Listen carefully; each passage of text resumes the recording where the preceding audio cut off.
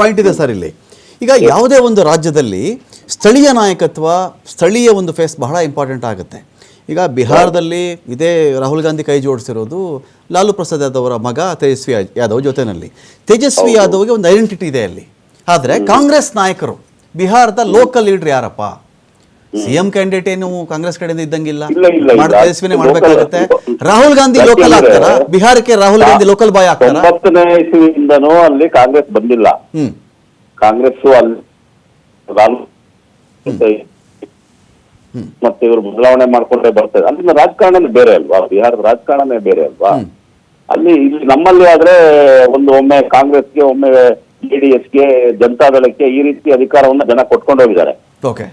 ಅಲ್ಲಿ ಬಂದಿಲ್ಲ, ಅಲ್ಲಿ ಲೋಕಲ್ ಲೀಡರ್ಸ್ ಇಲ್ಲ. ಅಲ್ಲಿ ಏನಂದ್ರೆ ಅಲ್ಲಿ ಜಾತಿ ಪ್ರಮುಖವಾಗುತ್ತೆ ಹೊರತು ಲೀಡರ್ಶಿಪ್ ಪ್ರಮುಖ ಆಗೋದಿಲ್ಲ. ಜಾತಿ ಆಧಾರದ ಮೇಲೆ ಆಗ ನೋಡಿದ್ರೆ ನಿತೀಶ್ ಕುಮಾರ್ ಕೂಡ ದೊಡ್ಡ ಪ್ರಮಾಣದ ಜಾತಿ ಅಲ್ಲ, 2.5% 3% ಓಟ್ ಇರ್ಬೇಕು ಅಂತ ಕಾಣ. ನಮ್ ಧರ್ಮ ಸಿಂಗ್ಗೆ ಇದ್ದಷ್ಟು ಇರ್ಬೇಕು ಅನ್ಸುತ್ತೆ ನನಗೇನೋ. ಆ ರೀತಿಯ ಒಂದು ಸಮುದಾಯಕ್ಕೆ ಸೇರಿದವರು ಅವರು. ಬಟ್ ನ್ಯಾಷನಲ್ ಲೆವೆಲ್ ಅಲ್ಲಿ ಅವರು ತಂತ್ರಗಾರಿಕೆ ಮಾಡ್ತಾರೆ.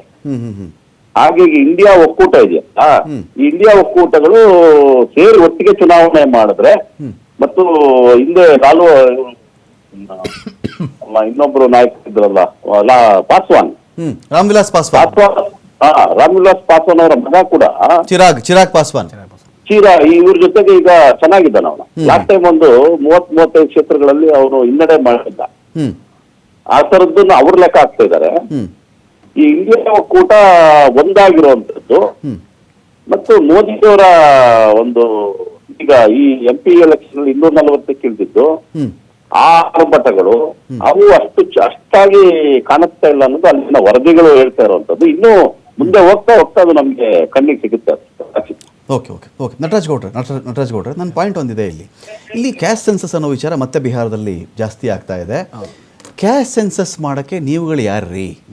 ಕ್ಯಾಸ್ಟ್ ಸೆನ್ಸಸ್ ಮಾಡೋದು ಕೇಂದ್ರದ ಕೆಲಸ ಅಂತ ಹೇಳಿ ನರೇಂದ್ರ ಮೋದಿ ಅವರು ಚಾಟಿ ಬೀಸುವಂಥ ಒಂದು ಉತ್ತರವನ್ನು ನಿಮ್ಮೆಲ್ಲರಿಗೂ ಕೊಟ್ಟಾಯಿತು. ಹಾಗೇನು ಮಾಡಿಬಿಟ್ರಿ ನೀವು? ಕ್ಯಾಸ್ಟ್ ಸೆನ್ಸಸ್ ನಮ್ಮ ಕೈಲಿ ಇನ್ನೇನು ಆಗಲ್ಲ, ನಾವು ಇನ್ನೇನು ಮಾಡೋದು ವರ್ಕೌಟ್ ಆಗಲ್ಲ ಅಂತ ಏನು ಮಾಡಿಬಿಟ್ರಿ? ಒಳ ಮೀಸಲಾತಿ ವಿಚಾರಕ್ಕೆ ಬಂದ್ಬಿಟ್ಟು ಕಾಂಪನ್ಸೇಟ್ ಮಾಡ್ಕೊಂಡ್ಬಿಟ್ರಿ. ಪೂರ್ತಿ ಕ್ಯಾಸ್ಟ್ ಸೆನ್ಸಸ್ ಮಾಡಿ ನನಗೇನು ಗಿಟ್ತಾ ಇಲ್ಲ, ಅದರಲ್ಲಿ ಅದು ಡಬ್ದಲ್ಲೇ ಕೊಳಿತಿರ್ಬೇಕು ಬಿಡಿ, ಆ ರಿಪೋರ್ಟ್ ಅದು ಹಾಗೆ ಇರಲಿ. ಇಲ್ಲೇನೋ ಮಾಡ್ಕೊಂಡು ಅವ್ರಿಗಾರೋ ಇವ್ರಿಗೆ 5 ಅಂತ ಹೇಳಿ ಏನೋ ಒಂದು ಮಾಡ್ಕೊಂಡಿದ್ದೀರಾ ನೀವು. ಬಿಹಾರದಲ್ಲೂ ಕ್ಯಾಸ್ಟ್ ಸೆನ್ಸಸ್ ಅಂತಿರಲ್ಲ ನಿಮಗೆ. ಹೇಗಿದು ಕ್ಯಾಸ್ಟ್ ಸೆನ್ಸಸ್? ಸಿದ್ದರಾಮಯ್ಯ ಬಿಹಾರದಲ್ಲಿ ಹೋಗಿ ಮಾಡ್ತಾರಾ, ಇಲ್ಲ ನಿಮ್ಮ ರಾಹುಲ್ ಗಾಂಧಿ ಮಾಡ್ಬಿಡ್ತಾರ ಅಲ್ಲಿ ಹೋಗ್ಬಿಟ್ಟು? ತೇಜಸ್ವಿ ಯಾದವ್ ಕೈಲಿ ಮಾಡಿಸ್ಬಿಡ್ತೀರಾ ನೀವು ಕ್ಯಾಸ್ಟ್ ಸೆನ್ಸಸ್ನ? ಕರೆಕ್ಟ್. ನಿಮ್ಮ ಸಮಾಧಾನಕ್ಕೆ ಮಾತಾಡ್ಕೊಳ್ಳೋದಾ ಇದು?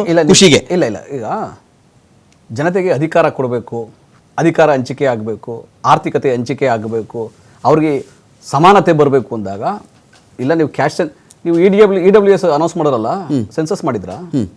ಕೇಂದ್ರ ಸರ್ಕಾರ ಸೆನ್ಸಸ್ ಮಾಡಿ EWS ಅನೌನ್ಸ್ ಮಾಡ್ತಾ 10% ಇಲ್ಲ. ಅವ್ರಿಗೆ ಒಂದು ವಿವೇಚನೆ ಇತ್ತು, ಮಾಡಿದ್ರು. ಆದ್ರೆ ಇಲ್ಲಿ ನಾವು ಒಂದು ಸಮೀಕ್ಷೆನಾದ್ರೂ ಮಾಡಿ, ದೊಡ್ಡ ಮಟ್ಟದ ಸಮೀಕ್ಷೆ ಆದ್ರೂ ಮಾಡಿ ನೋಡಿ. 2000 ಕರ್ನಾಟಕದಲ್ಲಿ ಶುರುವಾದಂತಹ ಸಮೀಕ್ಷೆ, ಹಿಂದುಳಿದ ವರ್ಗದ ಆಯೋಗದ ಮುಖಾಂತರ ಮಾಡಿದ ಸಮೀಕ್ಷೆ ಇಡೀ ದೇಶಕ್ಕೆ ಮಾದರಿ ಆಗಿರೋದು. ನಮ್ಮ ಪ್ರಣಾಳಿಕೆಯಲ್ಲೂ ಇತ್ತು, ಕೇಂದ್ರ ಸರ್ಕಾರದ ಲೋಕಸಭಾ ಚುನಾವಣೆಯಲ್ಲಿ ನಾವು ಪ್ರಣಾಳಿಕೆಯಲ್ಲಿ ಇತ್ತು, ನಾವು ಕ್ಯಾಶ್ ಸೆನ್ಸಸ್ ಮಾಡ್ತೀವಿ ಅಂತ. ನಾವು ಅಧಿಕಾರಕ್ಕೆ ಬರದಲ್ಲಿದ್ರು ಕೂಡ ನೀವು ಕ್ಯಾಶ್ ಸೆನ್ಸಸ್ ಮಾಡಿ ಅಂತ ನಾವು ಬಿಜೆಪಿಗೆ ಒತ್ತಡವನ್ನು ಕೂಡ ಹಾಕಿದ್ವಿ. ರಾಹುಲ್ ಗಾಂಧಿ ಅವರು ಪಾರ್ಲಿಮೆಂಟ್ ಅಲ್ಲೇ ಮಾತಾಡಿದ್ರು.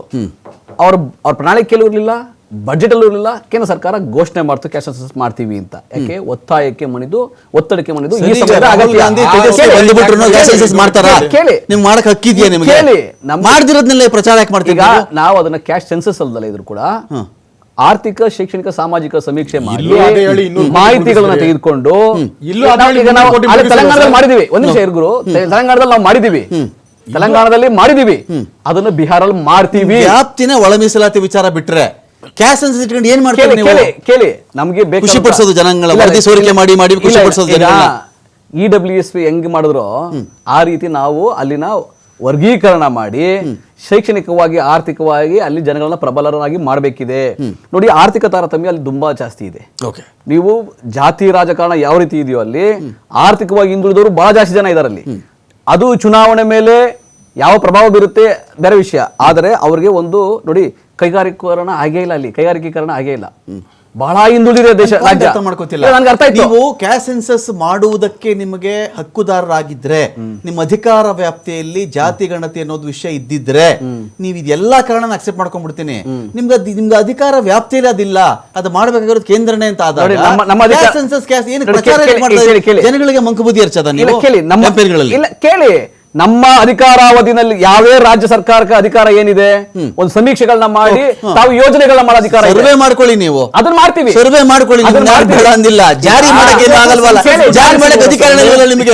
ರಾಜ್ಯಗಳಲ್ಲಿ ಗಣತಿ ಬೇರೆ ಸರ್ವೆ ಬೇರೆ ಅಲ್ವೇ? ರಾಜ್ಯದಲ್ಲಿ ಆ ಸಮೀಕ್ಷೆಗಳನ್ನ ಮಾಡಿ ಯೋಜನೆಗಳ ಮಾಡೋ ಅಧಿಕಾರ ರಾಜ್ಯ ಸರ್ಕಾರಗಳಿಗಿವೆ. ಯಾವ ಅಧಿಕಾರ ಇದೆ ಆ ಅಧಿಕಾರವನ್ನ ಮಾತ್ರ ಮಾಡ್ಬೇಕು. ನಾವು ಕೇಂದ್ರ ಸರ್ಕಾರದ ಅಧಿಕಾರವನ್ನು ಮೊಟಕುಗೊಳಿಸ್ತೀವಿ, ಅದ್ರ ಮೇಲೆ ನಾವು ರೈಡ್ ಮಾಡ್ತೀವಿ ಅಂತ ಹೇಳ್ತಾ ಇಲ್ಲ ನಾವು. ಓಕೆ, ಕ್ಯಾಶ್ ನೀವೇ ಸೆನ್ಸಸ್ ಮೊಟಕುಗೊಳಿಸ್ತೀರಿ, ಅವ್ರ ಅಧಿಕಾರ ಇಲ್ಲ ಅದು. ಅಧಿಕಾರ ಮಾಡಕ್ಕಾಗಲ್ಲ ಆತರ.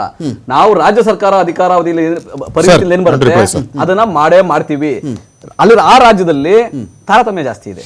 14% ಯಾದವರಿದ್ದಾರೆ.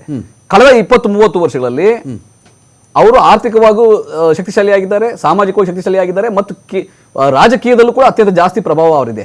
ಅವರಲ್ಲದ ಏನು ಎಕನಾಮಿಕಲಿ ವೀಕರ್ ಸೆಕ್ಷನ್ಗಳಿದ್ದಾವೆ, 35% ಅತಿ ಹಿಂದುಳಿದ ವರ್ಗಗಳಿದ್ದಾವೆ. ಅತಿ ಹಿಂದುಳಿದ ವರ್ಗಗಳು ಬೇರೆ ಲೀಡರ್ ಜೊತೆ ಕೈ ಜೋಡಿಸಬೇಕಾಗಿತ್ತು. ಹಂಗಾರೆ ತೇಜಸ್ವಿ ಯಾದವ್ನ ಯಾಕೆ ಜೊತೆಗೆ ಹಾಕೊಂಡ್ರಿ ನೀವು?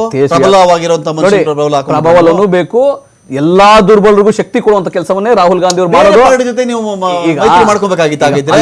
ಈಗ ನಿಜವಾಗ್ಲೂ ಆ ತರ ಜನಾಂಗದ ಬಗ್ಗೆ ಆಸಕ್ತಿ ನಾವು ಚುನಾವಣೆಗೆ ಮಾಡ್ತೀವಲ್ಲ, ಟಿಕೆಟ್ ಹಂಚ್ತೀವಲ್ಲ, ಹಂಚಿಕೆ ಇದೆಯಲ್ಲ, ನಿಮ್ಗೆಲ್ಲ ಗೊತ್ತಾಗ್ತದೆ ಯಾರು ನಿಜವಾಗಿ ಎಲ್ಲಾ ಜನಗಳ ಪರವಾಗಿದ್ದಾರೆ. ಟಿಕೆಟ್ ಇಲ್ಲ ಅಲ್ಲಿ, ನಮ್ ಕಾಂಗ್ರೆಸ್ ಅಲ್ಲ, ಟಿಕೆಟ್ ಇಲ್ಲ, ನೀವು ಡಿಸೈಡ್ ಮಾಡ್ತೀರಿ. ಅಲ್ಲಿ ನಮ್ದು ಅಲಯನ್ಸ್ ಇದೆ, ಓಕೆ ಆಯ್ತಾ? ನಾವು ಅಲಯನ್ಸ್ ಮುಖಾಂತರನೇ ಮಾಡೋದು. ಓಕೆ, ನೀವು ನಾನು ತೇಜಸ್ವಿ ಯಾದವ್ಗೆ ಆರ್ಜೆಡಿ ಪರವಾಗಿ ಮಾತಾಡ್ತಾ ಇದೀನಿ ಅಂತಲ್ಲ, ಓಕೆ, ಕಾಂಗ್ರೆಸ್ ಪರವಾಗಿ ಮಾತಾಡಿದ್ರು ಕೂಡ ನಮ್ಮ ಅಲಯನ್ಸ್ ಅಲ್ಲಿ ನಾವೇನ್ ತೀರ್ಮಾನ ಮಾಡ್ತೀವಿ, ರಾಹುಲ್ ಗಾಂಧಿ ಅವ್ರು ಏನ್ ತೀರ್ಮಾನ ಮಾಡ್ತಾರೆ, ತೇಜಸ್ವಿ ಯಾದವ್ ಏನ್ ತೀರ್ಮಾನ ಮಾಡ್ತಾರೆ, ಅಲ್ಲಿ ಒಂದು ಆರ್ಥಿಕ ತೇಜಸ್ವಿ ಯಾದವ್ ಸಿಎಂ ಅಲ್ಲಿ ಖಂಡಿತ ತೇಜಸ್ವಿ ಯಾದವ್ ಸಿಎಂ. ಕಾಂಗ್ರೆಸ್ ಇಂದ ಯಾರು ಇಲ್ಲ. ಕಾಂಗ್ರೆಸ್ ಫಿಕ್ ಆಗಿ ನನಗೆ 5 ಜನ ಬಿಹಾರದ ಕಾಂಗ್ರೆಸ್ ಲೀಡರ್ ಹೆಸರು ಹೇಳಿ ನನಗೆ. ಸಡನ್ ಆಗಿ ಅರ್ಜೆಂಟ್ ಕೇಳಬೇಕು ನನಗೆ. ಇಂತಿಂತ ನಾಯಕರಿದ್ದಾರೆ, ಮಹಾನ್ ಕೆಲಸ ಮಾಡಿದ್ದಾರೆ ಅವರು. ಹುಡುಕ್ಬೇಕಲ್ಲ ಸರ್. ಮಹಾನ್ ಕೆಲಸ ಮಾಡಿದ್ದಾರೆ, ಸಂಘಟನೆ ಮಾಡಿ. ರಾಜೇಶ್ ಕುಮಾರ್ ಲೀಡರ್ಗಳೇ Rajesh Kumar Siddaramaiah local leader, local leader, ಒಂದು ರೆಸ್ಪೆಕ್ಟ್ ಇದೆ, ಮಾತಾಡ್ತೀವಿ ನಾವು ಅವ್ರ ಬಗ್ಗೆ. ಅಲ್ಲಿ ಲೀಡರೇ ಗತಿ ಇಲ್ವಲ್ರಿ ನಿಮಗೆ? ನಮ್ಮ ರಾಜೇಶ್ ಕುಮಾರ್ ಅಂತ ಅಲ್ಲಿನ ಅಧ್ಯಕ್ಷರು. ಅದಕ್ಕಿಂತ ಮುಂಚೆ ಅಖಿಲೇಶ್ ಅಂತ ಎಲ್ಲ ಡಿಕ್ಷನರಿ ಹುಡುಕಿ ಗೂಗಲ್ ಸರ್ಚ್ ಮಾಡಿ ಚೆಕ್ ಮಾಡ್ಕೋಬೇಕು ನಾವೀಗ. ನಾವಂತೂ ಅಲ್ಲೋಗಿ ಅವ್ರನ್ನ ಮೀಟಿಂಗ್ ಮಾಡಿಲ್ಲ. ನಮ್ಗೆ ಏನ್ ಮಾಹಿತಿ ಇದೆ ನಾವು.